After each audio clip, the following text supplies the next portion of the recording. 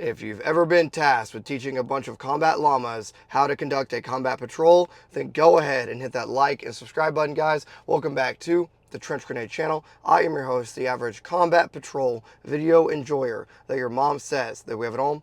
Thanks for watching. Guys, the purpose of today's video is I'm going to be discussing the three main elements and characteristics of a combat patrol. I'm going to be educating you on some things you might want to consider, and we're going to be also referencing ATP 3-21.8, the Infantryman's Bible. So, without further ado, let's just get right into it. Hit the like button. I'm collecting your likes for use at a further date and at a later date. So hit the like button and I will put them to good use at defeating the algorithm god. Comment down below your favorite part of the combat patrol to be a part of. Is it the security, the support by fire, or the assault element? Let me know which one you have served in and which one was the most fun or the most miserable. Leave those comments down below and consider joining the Patreon. The Patreon is $5 a month. It gets you access to a closed Discord server where you can find buddies to train with, game with, stay up late, and talk about all your favorite combat patrol stories. Combat patrol. A combat patrol is a patrol that provides security and harasses, destroys, or captures enemy troops, equipment, or installations. When the commander assigns combat patrol mission, the commander intends the patrol to make contact with the enemy and engage in close combat. A combat patrol also tries to remain undetected while moving, but when it discloses its location to the enemy, it is with a sudden and violent attack. For this reason, the patrol normally requires a significant number of weapons and ammunition. It may carry specialized munitions. A combat patrol collects and reports information gathered during the mission, whether related to the combat task or not. The three types of combat patrols are raid, ambush, and security. Now, a couple key things to note there. You will bring additional ammunition when you go on a combat patrol. Your basic load for the M4A1 is 210 rounds with 2 hand grenades and 1 smoke grenade, etc. So when you go on a combat patrol, if you're using the M4A1 carbine, you will simply add magazines. So you may bring up to 10 magazines, or if you're a crew serve weapon like a M249 SAW, you may bring up to 1,200 rounds rather than 1,000 rounds, or whatever your assigned weapon is. So a combat patrol is specifically designed to get in contact with the enemy. All right, that's a key thing to note. If you're using the M7 Spear, where your basic loadout is 140 rounds, 1, you're probably going to die. 2, you need to bring a few extra magazines, probably 3 to 4 additional magazines. Let's move on. Essential elements for a combat patrol. The three essential elements for a combat patrol are assault, support, and security. Assault elements accomplish the mission during actions on the objective. Support elements suppress or destroy the enemy on the objective in support of the assault element. Security elements assist in isolating the objective by preventing enemy from entering and leaving the objective area, as well as ensuring the patrol's withdrawal route remains open. The size of the element is based on the situation and the patrol leader's analysis of the mission variables of METTC, mission, enemy, time, terrain, troops, and civilian considerations. All that is saying is the assault element is led by the second most senior squad leader. That is a person that will actually assault through the objective and put canoes in foreheads and conduct tactical site exploitation and sensitive site exploitation and actually stand on the objective.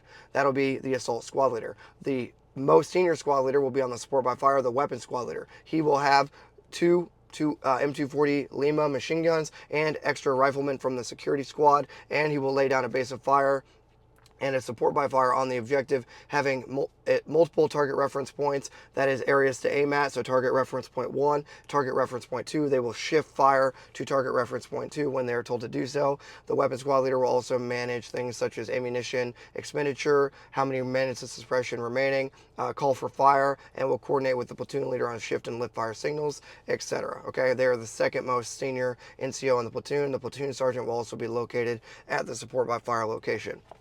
The security squad leader will be the junior most squad leader, and they will be responsible for early warning, isolating the objective, accountability of all personnel in the platoon, and far left flank security, far right flank security, and rear security, and security of the objective rally point. I know I just hit you with a lot of information. You should be writing this down. Thank you for supporting the channel. Hit the like button. Let's continue. Assault element. So keep in mind the assault element is the guys that are actually going to step on the objective. They're the ones that are going to put bullets in foreheads. They're the ones that are going to conduct TSE, SSE, tactical site exploitation, sensitive site exploitation. The assault element is the combat patrol's main effort. Okay, its task is to conduct actions on the objective. In most cases, the assault element will accomplish the overall purpose. The element must be capable through inherent capabilities of positioning relative to the enemy, destroying or seizing the target of the combat patrol. Activities typically associated with the assault element include... You want to say hi? Say hi to them, the channel. Oh shit. Say hi. What's your give Hi. your dad advice? I don't My want to. what? I don't want to turn it to My you because debt advice? your dad advice. Dad advice? If you had one piece of advice for a non-commissioned officer, whether it be infantry or whatever related to combat patrols, what would it be? Here, cover your name tape and I'll turn it towards you. Oh, well, it's not gonna. You're gonna edit this, right? No, you're good. Oh god. Dude, I don't know. If you had to tell your candidates, your students, one piece of advice for tactics, what would it be? Oh. We're talking about so right now I'm talking about the assault element on a combat patrol. My advice would be you don't have to have everyone's role completely, totally studied and memorized if you do get assigned in like a specific position, but you do need to have a framework, right?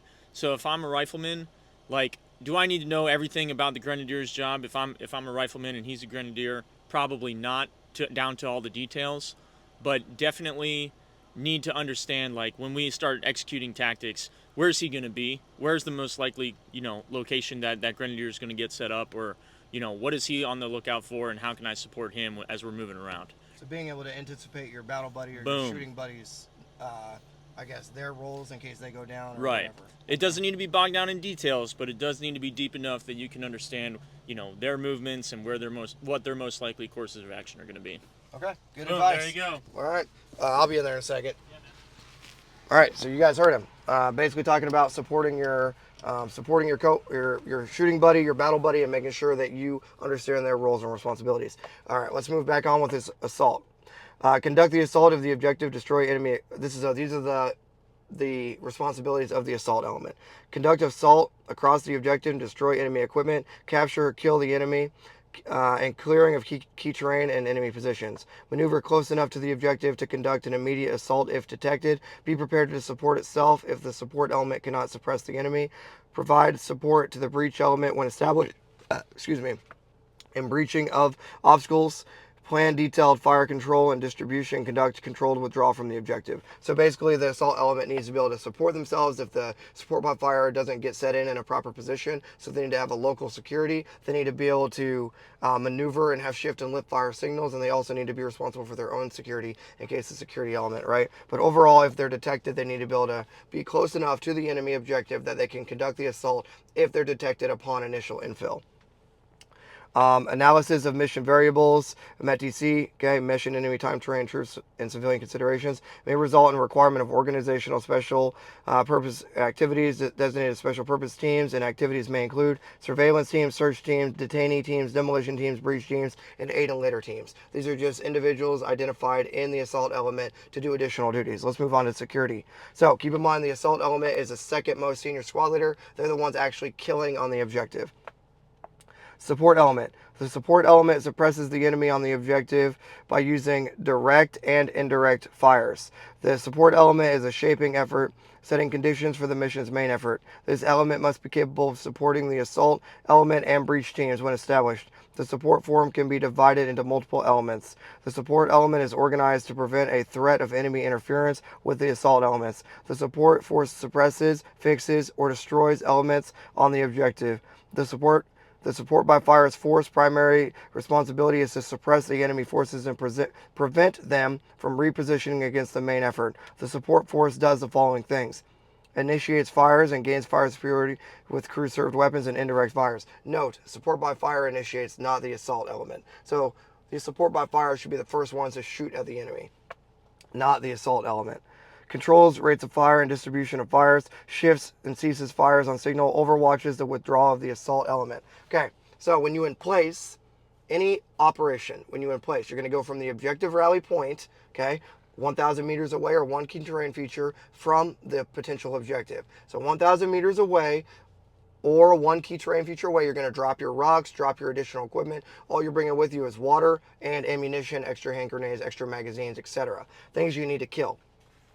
What you need to notice is when you in place, it's going to go security, support by fire, assault. When you displace from the objective, it's going to go assault, support by fire, security. With security being the last one out, everyone goes back to the objective rally point. So keep in mind, if you're a weapons squad leader and you're watching this, one, you're welcome. Two, you need to control rates of fire and distribution of fire. You need to shift shift and cease fire on signal, or you'll get fired. And you also need to be the one to initiate fire, and you need to support the assault element's withdrawal. If you don't manage your guys' ammunition count and you just let them burn ammo, then you're going to get fired. I promise you that.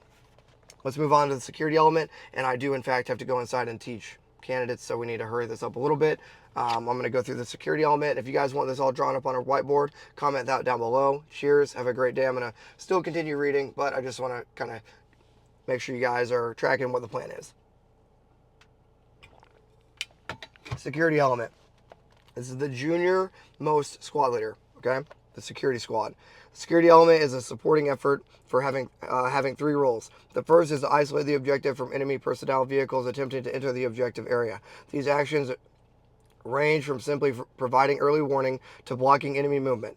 This element may require several different forces located in various positions. The patrol leader is careful to consider enemy reserves or response forces, so enemy QRF, that will be alerted once the engagement begins. You have 7 minutes once the engagement begins. The second role is to prevent enemy from escaping the objective area, also known as squirters. The third role is to secure the patrol's withdrawal route.